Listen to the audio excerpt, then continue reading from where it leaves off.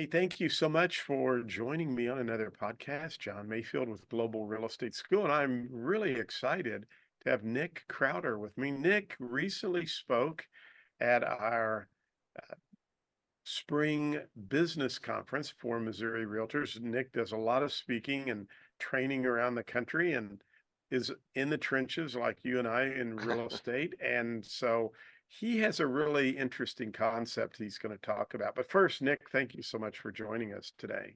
Yeah, thanks for having me on. I'm excited to speak with your listeners and share some new ideas. So, just kind of get our audience up to speed, why don't you tell everybody a little bit about yourself, where you're from, kind of how you got in real estate, just that kind of general background so people get to know you a little more. Sure. So I went to college in San Francisco and then I moved to Portland in 2005. And I had worked in the music business for about 5 years and I knew I wanted to make a change. And so I found myself in a new city with a very small network. I just knew about 4 or 5 people. And a lot of people, I was asking friends and family, what do you think I should do? And this is 2005, the real estate market is just booming all over the country. And I had run my own company and been relying on myself for a while already. And so I had a lot of friends and family recommend real estate. And I always thought of it as kind of like a used car salesman job. Like a lot of people, had kind of a low opinion of it. And so I did a couple informational interviews and I realized, oh my gosh, this could be significantly more meaningful than I thought. And it's kind of about how you approach it and how you take care of your clients and how you run your business. And so started out at a Keller Williams office in 2006 and thought I would do it part time for a while. I laugh when I tell this story because I always interview people and I say, why do you want to get into real estate? You're like, oh, I'd love to control my calendar and have time off and more Right. work-life balance. And I said the same thing. I had I think my goal was to make $40,000. And, within weeks of getting my license, I was working 14 hours a day, 6, 7 days a week. And I did that for a couple years because I really just fell in love with it. Um, it was really exciting. I was learning so much. I hadn't learned new things in a while. I had been, working in the music business, which I was pretty well versed in for 5 years. So all of a sudden I've got a whole new business to learn and a business to start. And so that's kind of how I started. And I ended up building a team, owning my own brokerage. We bought our own office building. So my very little ambitions of making 40,000 a year ballooned into running a team that was doing millions in sales a year. Um, and working a ton and loving every minute of it. And so like I said, I eventually built a team. I wanted to get some time back after a couple years of working incredibly long hours. Um, but real estate's really great because you get rewarded for your work. Um, there's very few people that struggle that are actually putting in the work, and there's very few people that are successful that aren't putting in outsized effort. Right. Very, very true.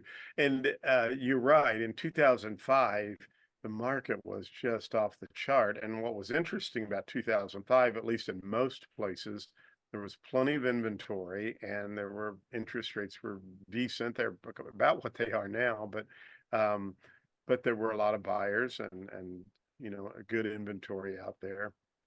So it was a good time for you to get into real estate. So very interesting. One of the things that Nick's going to talk to us about, and I want this to be for my sales agents, especially. I say sales agents, my students who will be sales agents, is that you kind of discovered a whole niche on how to grow your business.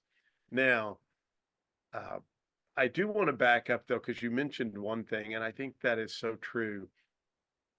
You talked about working these 14-hour days, and I don't want anybody to get discouraged, but real estate is that way. I found myself as well, Nick, when things were going good, I wanted to work more hours to not miss out on the business. And when things were not going well, I wanted to work longer hours just to get back, to get things back to where they needed to be. So, it was like a never ending wheel. However, you will attest to this as well. those first few years, if you really plant the seeds and put the work into it, you can let this business kind of work for you. So Nick, he has a presentation he did for us, Missouri Realtors, called the Golden Handoff. And I really wanted the new agents to watch this because you're getting in the business and you're thinking, where do I go? What can I do to grow my business, to make money? How do I get leads? And Nick's has a really interesting approach that I think is very applicable for any agent, first of all, Yeah. but especially for new agents. So Nick, tell us about the golden handoff and how you got into that. Yeah, so the Golden Handoff is a book and a workbook and now a training program, and it's about how to buy and sell a real estate agent's business. And what I realized, and I didn't know what I had stumbled on at the time, was in most businesses, there is a process of selling your business or your book of business, which what we have in real estate is our client list and our relationships, and those are worth a fortune. Don't make any mistake about it. Whether you're a couple years in the business or you've been doing it 50 years, those relationships are worth an incredible amount of money. The problem was, and I didn't realize this, but in real estate, there really hasn't been a method that has been kind of taught or accepted in our industry about what do I do when I want to retire. And so we have realtors that generally will work way longer than they want to. Um, they eventually get to a point where they, whether that's 10, 20, 30, 40 years, they kind of burn out, they stop marketing, they stop growing. And those businesses start to lose a lot of their value because the clients all have lots of other options. There are a lot of people with real estate licenses. And so, like you said, early on, if you're putting in the work and you're taking really good care of people and you're staying in touch before, during, and after a transaction and being a resource, you will get referrals. And that's how putting in a lot of work early can really snowball into a business where you get more and more of your business through referral. Now, what I figured out was just a hack of how do I take getting a couple referrals a month to hundreds of referrals a month. And the way I did that was as realtors in my office were leaving the business, I would what I call adopt their client list, and I would just treat them like my own clients. And there's a whole process to do this. It's not complicated. And the thing that's so great about it, especially for the new agents that are listening to this, or anyone who's, thinking about being budget conscious right now, I think a lot of us are or should be, just because prices are high, but I think transaction volume Exactly. is lower for a lot of people. And I want to jump in there because you told a very fascinating story. One of your agents who you took over his business was actually just stepping away for a short period of time to do a movie for about a Yeah, year. And you were able to take over his business while he was gone, generate income for both you and him. And I'd love for you to tell that story. But what I want agents to think about is that there may not be someone who actually wants to retire. You might have somebody in your office who just needs to step away for a little bit because they're tired. They need to recharge their batteries. Maybe they want to just go travel and you know, I I mentioned that and I'll let you explain that, Nick, but I'm a great example of that. I yeah, sold my business in '06 because I was just burned out. yeah, I wish, Nick, I'd had somebody like you that I could have just said, I just need about a year off, right. or 6 months. I need to recharge my batteries. I just need to go read a book or do something to get my head back in the game. And so tell that story. And I just want agents to think there are people who want to retire, but maybe you could spot a very successful agent who who you can just tell they're burned out. So anyway, I'll Yeah, let you yeah. explain the story. Yeah, so that was there's three people in the book. They're all real people I worked with, and you're talking about David, who, had a lifelong dream of working on a movie. And so when we were both, gosh, I'm trying to think here, we were probably both about 5 years into the business. We started the same year, and we had pretty equivalent businesses. I think at the time we were probably doing 20 million in sales, maybe a little bit more. He had a husband and wife team with an assistant, and I had a couple people, and we were still pretty new, and we were still pretty gung ho and on a pretty aggressive growth phase.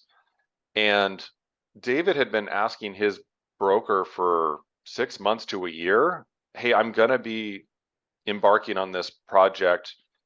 I'm going to be working even more than I work in real estate. It's going to be 20 hours a day, 7 days a week until the movie's done. And I can't run my business in Portland. I won't have the time to even respond to emails." And the broker basically said, "Well, just refer stuff to the brokerage and we'll handle its any referral fees." But the truth is that doesn't really work. Someone has to be proactive, right? The reason a realtor is successful is not because they wait for people to call. You have to call your clients. You have to follow up with people. You have to offer classes, trainings. You have to go to do open houses, do networking groups, um, market yourself on social media, do your email newsletter. There's all these things you have to stay consistent with. And the secret there was I provided a very easy solution. And the thing for everyone that's starting out or is budget conscious, the great deal on this is that you don't pay up front for it. You pay referral fees on deals that actually close. So there's no cost other than your time and energy to reach out and stay in touch with these new adopted clients. And so for David, he stepped away from his business for a little over a year. We did an extra 150,000 in commission income, and I sent him $50,000 in referral fees. Now, keep in mind, this is in 2010. Our average home price in Portland from 2010 to now has tripled. Hmm. So those numbers now, if you just and I don't think our commissions were different then, if I really am remembering correctly. It was about the same. So Um, now I'd love though, I want to just stop you right there because what I'd love to know is for a new agent who, like your situation with David, how do you set that up? I mean, did David make calls to his clients saying, "Hey, Nick's going to be taking over"? Did you do a letter? How did you approach these people to get your foot in the door as an introduction so that they were okay with working with you so that you could do that 150,000 in commission? Can you walk us through, like, we sent a letter, an email, or here's yeah, basically how when I called them what I said? That I think that would be fascinating to know as well.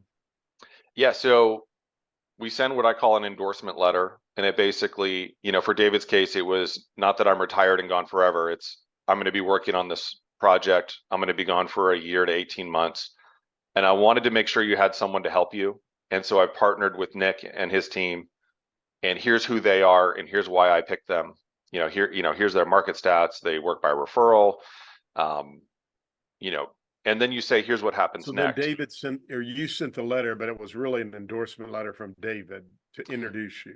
Yeah, so very important distinction here. We paid for it and sent it, but it's on David's letterhead and David's Gotcha. return Okay. address. Yeah. It has Thank to you. come from the retiring agent or whoever's kind of, I call everyone the retiring agent, even if they're not fully retired.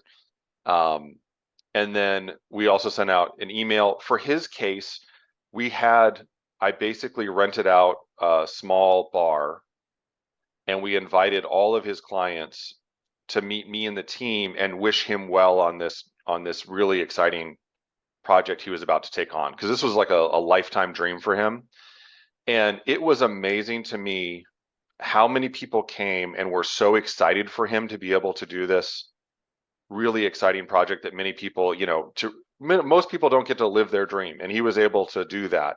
Right. And on a very big stage. And so his clients were thrilled, and some of them even visited him and went to the premiere, and all these other things. They were super supportive.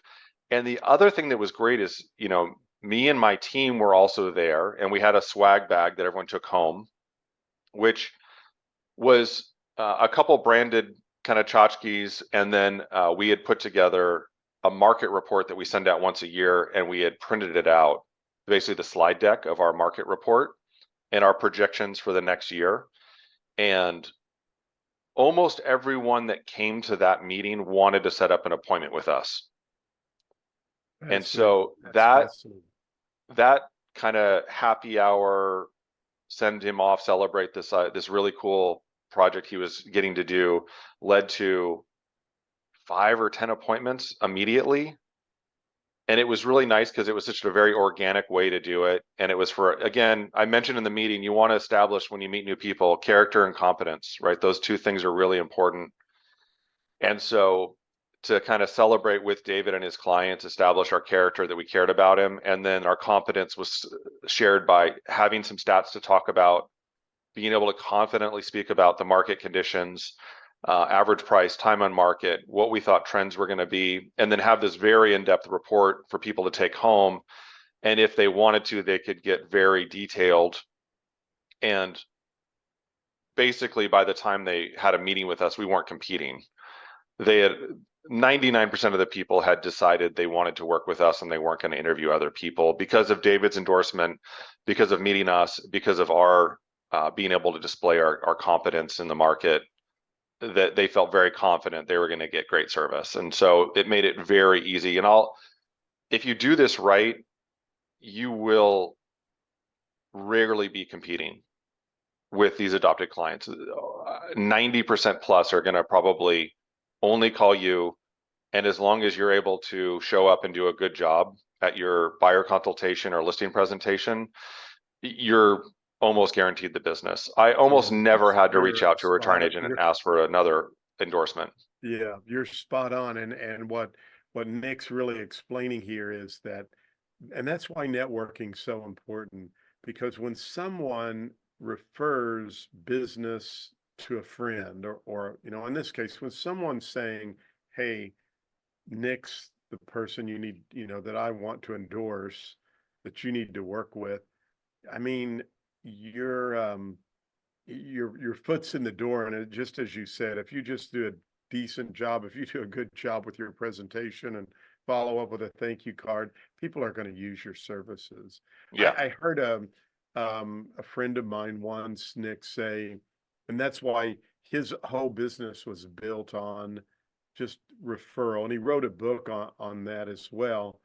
But he was saying that the reason he likes referral business so well is because you're always under promising and over delivering. I hope I have that right. Yeah. Whereas when you are going out and working expireds and for sale by owners, you're always over promising, and unfortunately you will end up under delivering, if that makes sense. So Yeah. you're not making as many promises to the people that you're being recommended to as you were. When I say not making as many promises, you're not having to sell yourself as hard. So Yeah, that's what I would you end say. up over performing, which people like.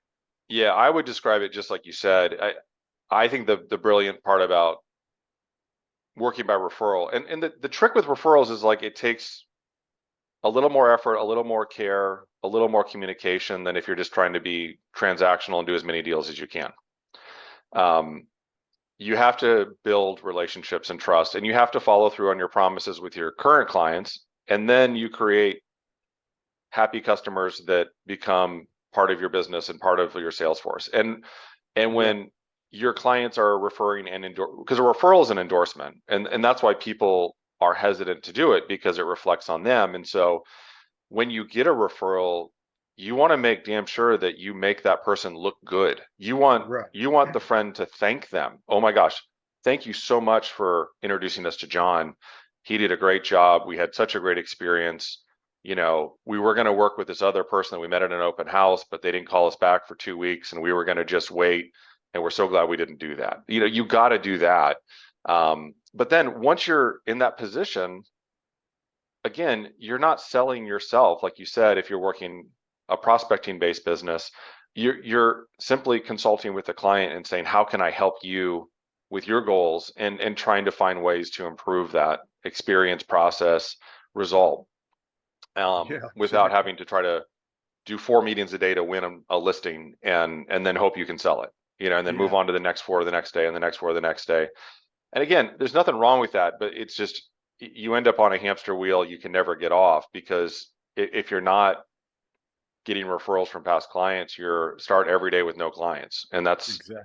to Exactly. me, that's just really short-sighted. Even if you don't think you're going to do this forever, try to have the ambition to get referrals from all your clients.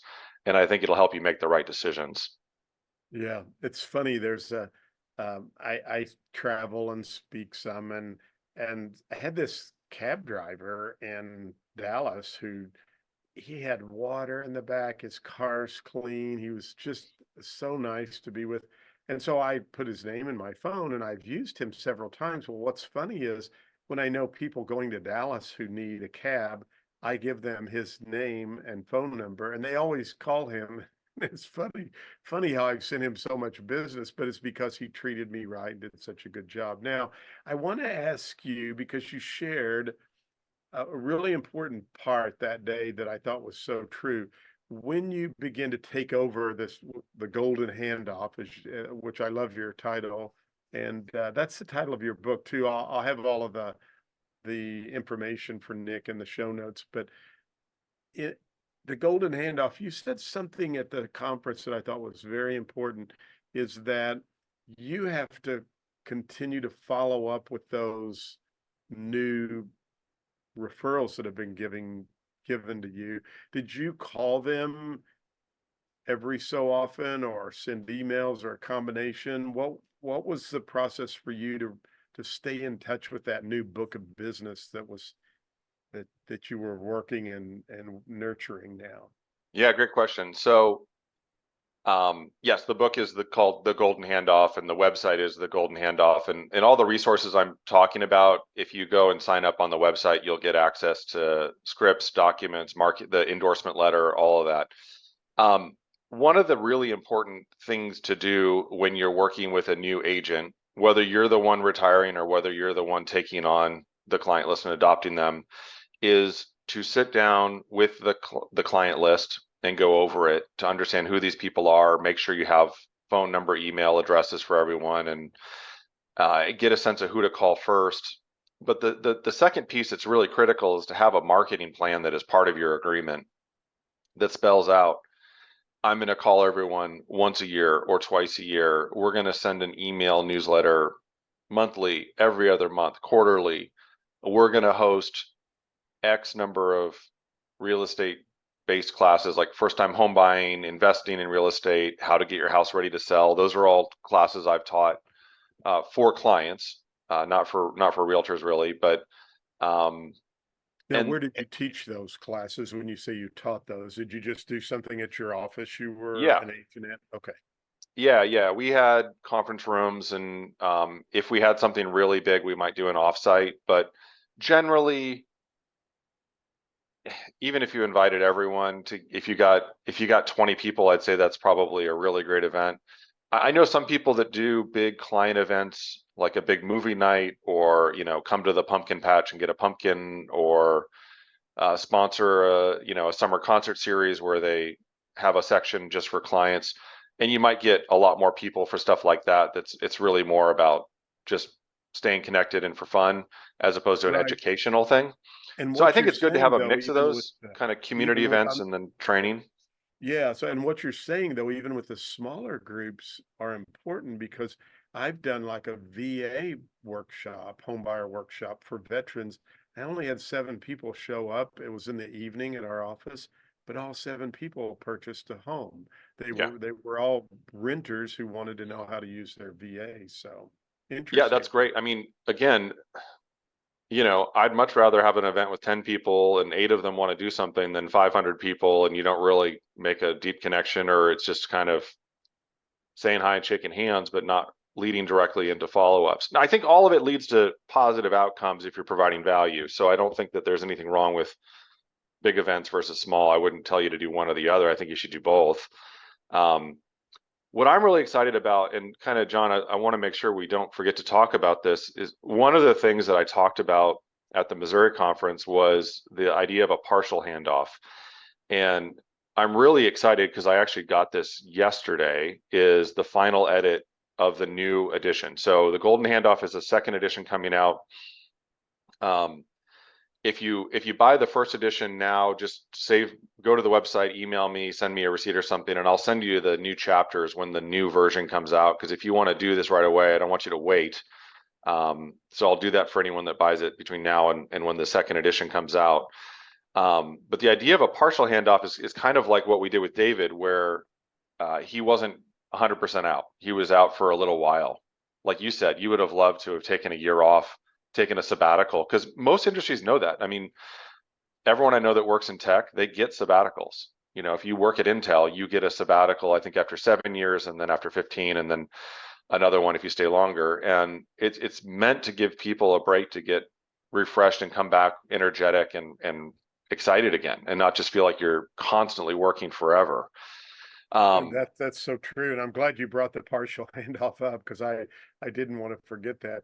But what you're saying too, and I'll let you get right back on. I just want everybody watching to know there are people in every office who need that partial handoff. Trust me. 100%. So go ahead. I'm sorry, because this is the big deal, and I want people to really understand there's people in your office who could use this right now. Yeah, and I think the thing that's really cool about this too is I think it takes kind of what I help people figure out with the original golden handoff, and now it applies to 3 or 4 times more agents that you know. So before, you were really trying to identify who's trying to either move across country or get out completely. And with a partial handoff, because it isn't forever or it isn't for every client, you can start sooner, you can start smaller. As a new agent, you don't need to have necessarily the same level of experience to be able to take on a whole business of clients. Whereas, like, I think it would be a mistake if you're in your first year to say you can do this because you haven't really learned how to run the business and do the work yet. But there's 3 main types of partial handoffs that I want to talk about. The first one is called a phase out, and I think that it's probably going to be the most common. It's where you have agents that are burned out and they kind of slow down and they're doing less and less every year. And when you're doing less and less every year, it's not because your clients disappeared, right? So if you're doing 30 million in sales at your peak and now you're doing 20 and next year you're going to do 10, you know, the 20 million in sales you're not doing now didn't just disappear. It's just other agents are helping those clients and you're not getting anything for it. And the truth is, if you're phasing out, you're not calling people, you're not doing trainings, you're not doing events. And so you're not really serving your clients like you used to serve them. And so it's a way to have it both ways. It's a way to work on fewer clients, less transactions, less responsibility, but not ignore or lose all those other people that still would have worked with you if you had been calling back like you used to, or having events like you used to, or doing your marketing like you used to. And so it's a way to still have a business doing 30 million in sales, but you let someone else do the 20 and pay you referral fees. And then that creates an amazing opportunity for new agents to come in and say, hey, if you don't want to work with first-time home buyers, hey, if you don't want to work in listings under a certain price point, hey, if you don't want to work with clients that want to buy more than half an hour away from downtown, let me take care of that. Let me take that on and adopt those clients. You can keep your core business, the stuff you really love and want to do, and do the 10 million in sales with the people you really want to work with. But that 20 million you were going to ignore and get nothing for, why don't you let me help them, stay involved? I'll take on all the work and you'll get a referral fee. And, you know, you can do the math. Referral fees on 20 million in sales is a substantial amount of money. Yeah, that's a brilliant strategy. Now, is that similar? And you might be talking about this in your other 2 handoffs. What about the new agent who comes in and maybe is still trying to learn the business, and you spot one of these people who's ready to exit? Could you like team up with them? And is that, I guess, what you're kind of talking about, maybe where they could mentor you and you could take that business they don't really want to, they're not That's crazy about handling anymore.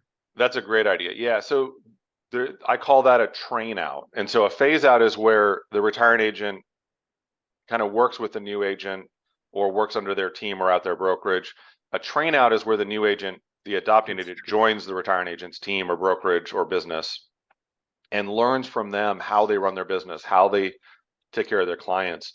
And usually what I find is the train out works best for agents that have a special niche. So luxury homes, retirement, vacation rentals, Gotcha. investments, flippers, home builders, condos, certain price points, downtown versus suburbs or historic Gotcha. districts.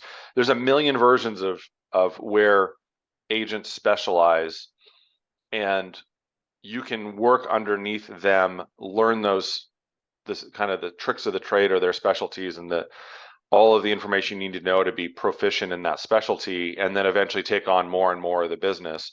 The key there is being clear both ways on how long you're going to be training and when you're going to be able to take on more and more of the responsibility, and kind of what is an expected time frame to be running the show. Because I've talked to some people that have done this, and then the retiring agent doesn't want to retire and doesn't want to retire, and they keep delaying it. And so that isn't necessarily fair to the adopting agent. So I think you have to have a reasonable time frame and say, Right. okay, well, if you want to stay involved, we're going to change how the money works at a certain point so that it's worth it to the adopting agent to take the That's a chance great and kind point. of Yeah. hitch Because their wagon otherwise to you're that just train. joining So a team. Yeah. Yeah. yeah, Okay, great. So we have the phase, phase phase off, out, phase out and train out. And train what's out. And the the third third one? one is the honorary team member. This is my favorite because this is what I am. The honorary team member, basically, you stay licensed, you're working as part of a brokerage or a team, um, and you're still engaging with clients. I'm actually going to be doing some script practice with my residential team next week. We're going to be touching base with past clients. And I just want to make sure we're clear on like what are the main questions people are asking and how can we answer those. And so my goal is to have a bunch of really wonderful conversations with clients that I really like, um, kind of see what their questions and concerns are, and have some information about the current market and what's happening and what's not happening and where we think things are going to go, and just try to help connect with the right people that already know and trust me, and then have the team handle the day to day. So if someone's thinking of selling and they don't know what their home is worth, have the right agent from the team go and do a walkthrough and a CMA and market analysis. And if they're thinking of buying or investing, to do a buyer consultation, get some opportunities on the table, and see if any of those make sense for them to invest in or potentially be their next house. So if you love talking to people, networking, the social aspects of real estate, but you don't want to be showing property Sunday morning and doing inspections Friday night, this is a really great way to stay more involved with your clients and maintain that relationship and community and connection without having to be in the trenches of um, doing the open houses, the paperwork, the negotiations, the showings, the tours, all that, and still be involved, but be able to not be on call 100% of the time. Yeah, that's interesting. Now, I want to remind everyone who's watching and listening, what Nick's talking about is such an important thing for you to take note of because, and most all of you know, especially my students, I've had my license since I was 18 in 1978.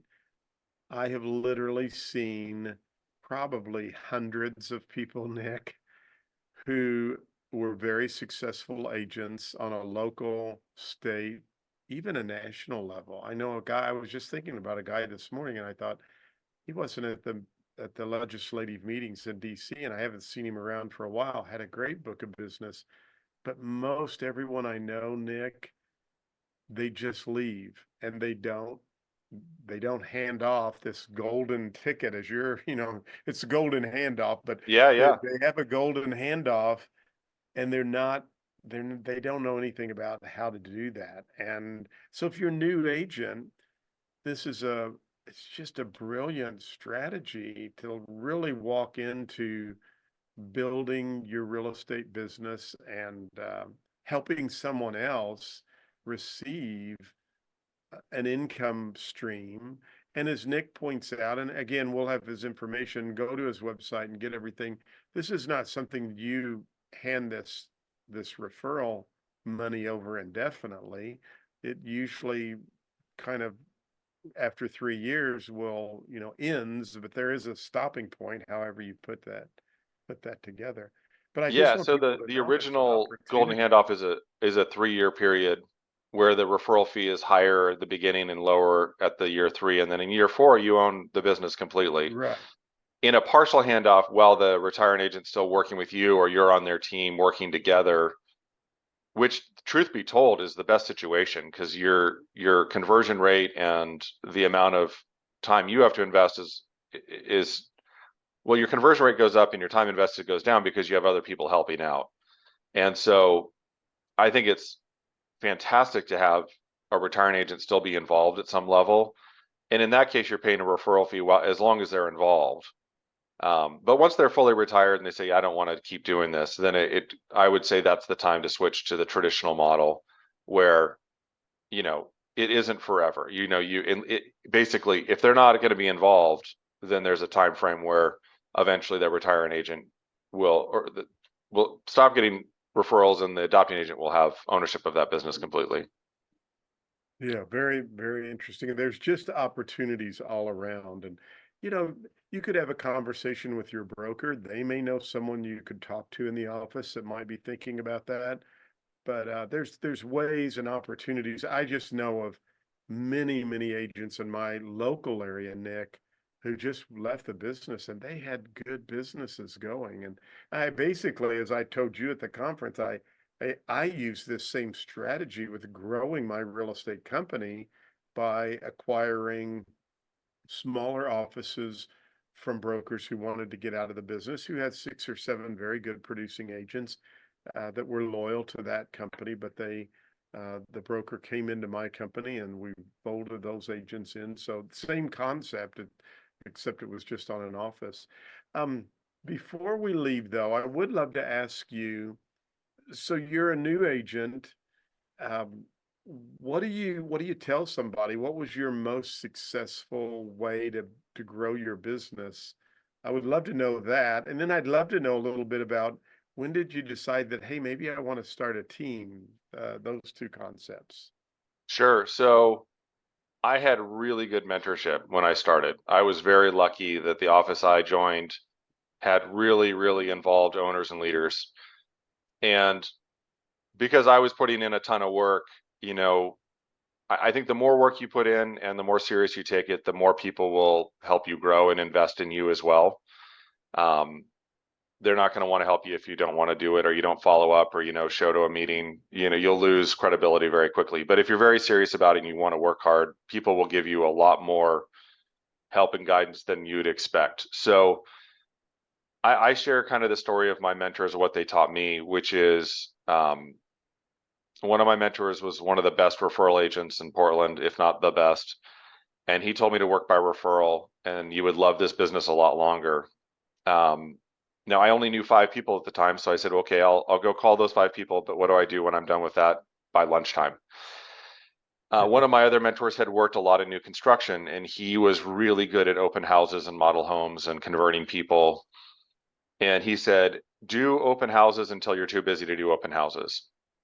And for me, I think there's almost no better opportunity to get really good very fast with real people than doing open houses. So I got very good at it. I built a whole process and program around what information I brought about that home, how I communicated with people. I did a lot of, I did a Brian Buffini class in open houses. I think Keller had a class on opens. I went to those multiple times.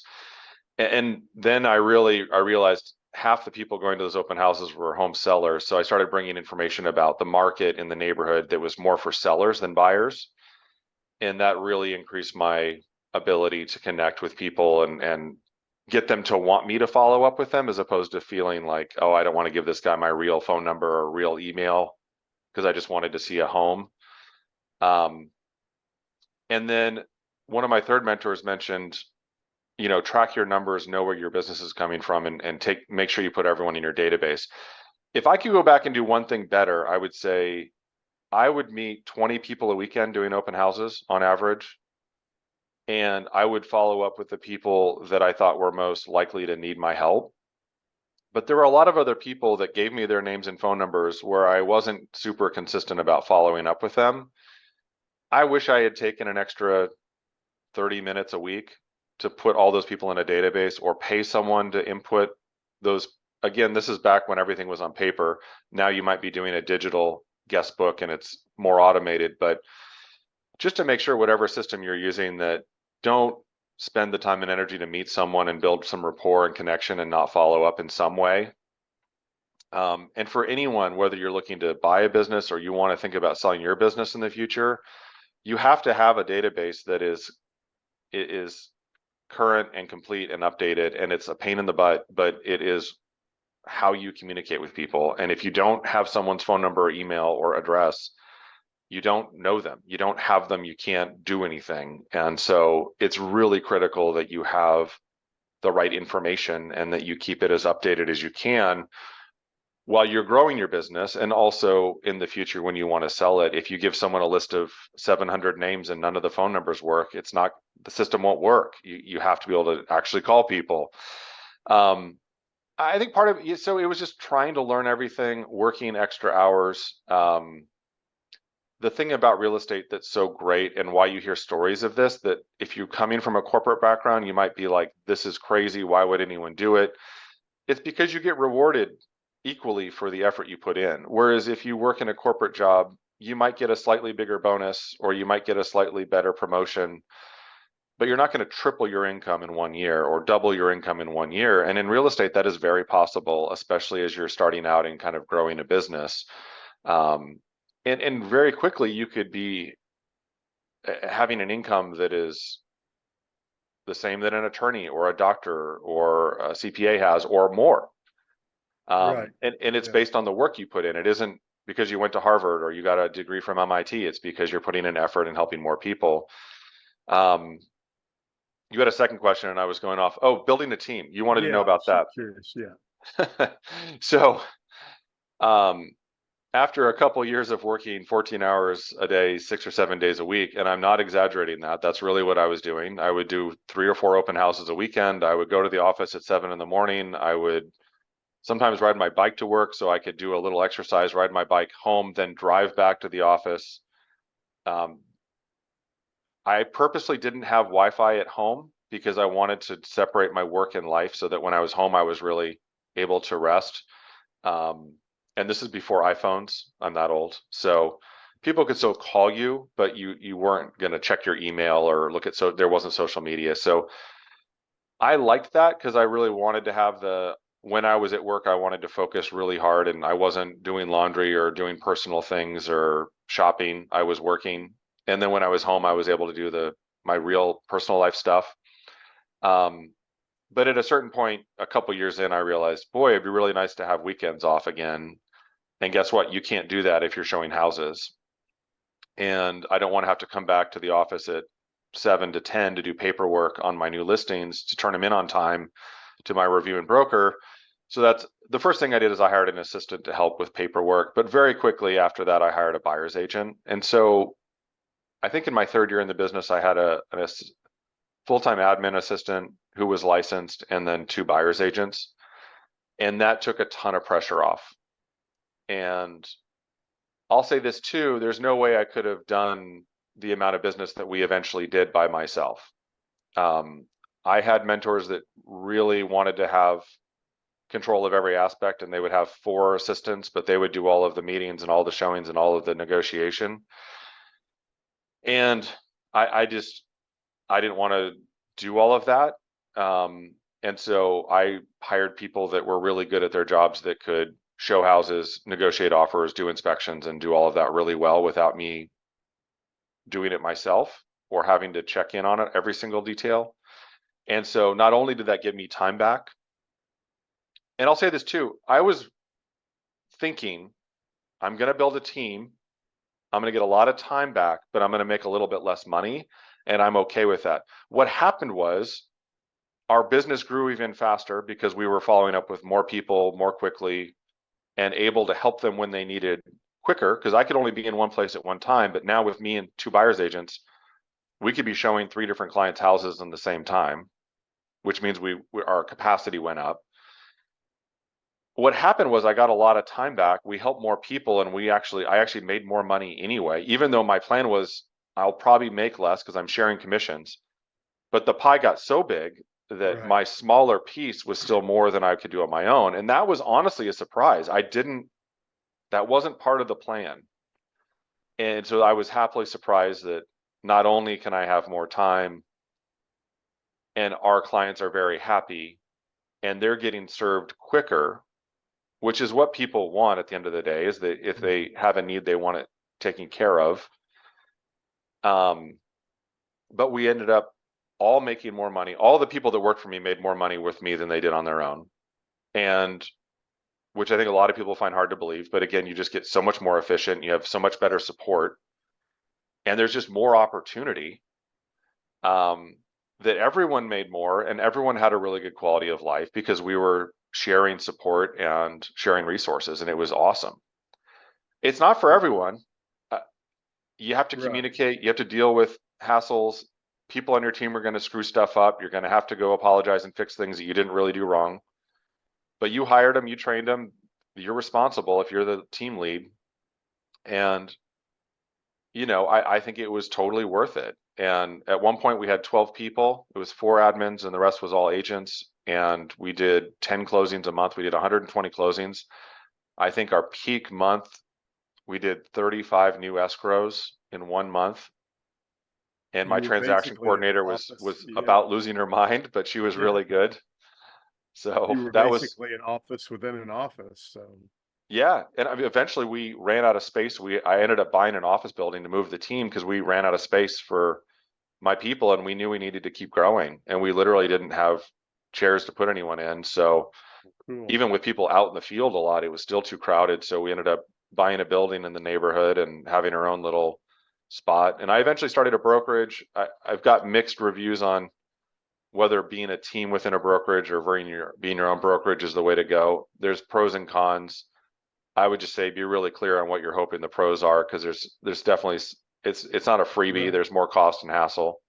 Um, I've seen more good teams go off and start a brokerage, or the person who started the team and did not do near as well. In fact, some ended up even going out of business when they tried to run their own brokerage. And I always kind of just say you hit the nail on the head. Be real clear about what your goals are, and but it does bring a whole new set of problems. Sometimes you can run that office within an office, or your team within an office, and it can be just as profitable. Well, Nick, this yeah, has been really fascinating. Go ahead. I'm sorry.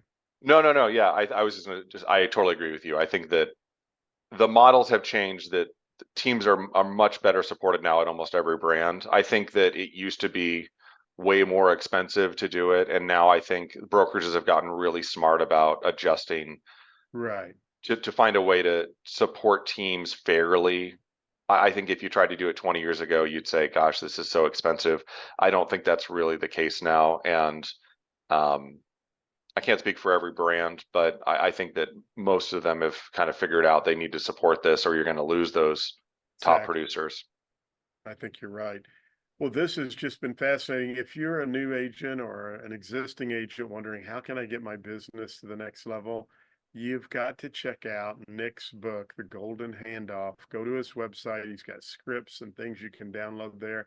And I'll tell you what, brokers need to understand what he's written about and what he's talking about is very beneficial for brokers and brokerages to it's kind of like the golden handoff's not only being given to you as the agent, but it's being given to your broker as well, because that income's still flowing through the brokerage, where if these people leave, that it's gone.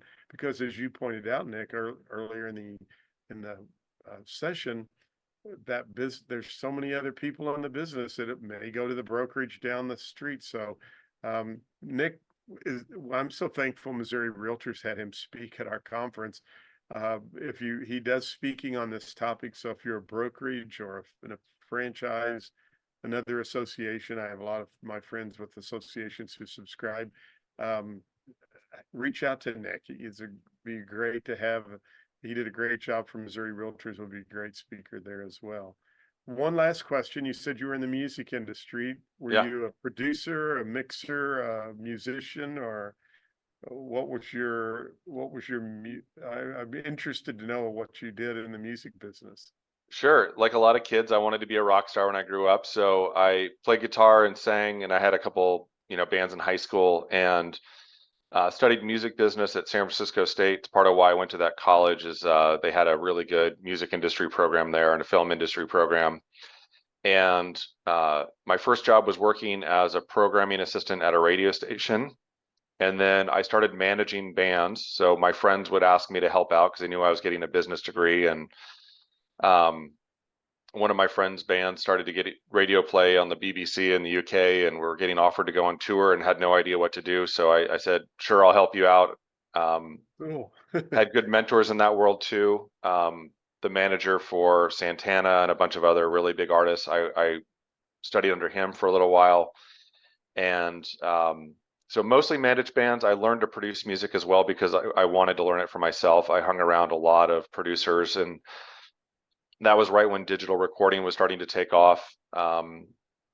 And so a lot of people had studios where you could record you could record professional level records without having to spend a fortune. And so a lot of my friends uh, got very proficient in production. I got pretty good at it. I did mostly demo production, and then eventually when I moved to Portland, I kind of stopped doing it as a profession, but I got more serious about playing music and I did 2 records under the band name El Salvador, which are still on Spotify if you can find them. They're Okay. tough to find, but they're Cool. there. And Cool. so that was really cool to work with. I worked with 2 different bands on each record, and um, yeah, and that's All I haven't right. done much with it since then. I got into real estate and just fell in love with the real estate business, and then ended up writing the book. And I've written some other books since then, so that's become my creative outlet is more writing than music. But Great. huge music fan, and really grateful that I got to get that involved and invested in the music. Well, thank you for writing The Golden Handoff, and I encourage everybody to download it today, study it, and start trying to figure out who can give you that golden handoff that you can begin working. Nick, thank you again. It's been a pleasure to have you on. Thanks so much, John. Thanks for having me. Okay.